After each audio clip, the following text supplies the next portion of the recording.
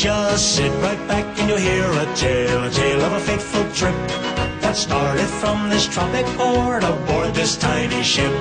The mate was a mighty sailing man, the skipper brave and sure. 5 passengers set sail that day for a 3-hour tour.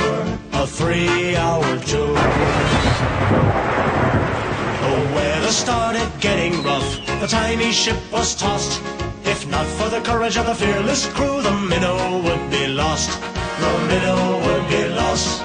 The ship set ground on the shore of this uncharted desert isle, with Gilligan, the skipper too, a millionaire and his wife, a movie star, the professor and Mary Ann, here on Gilligan's Isle.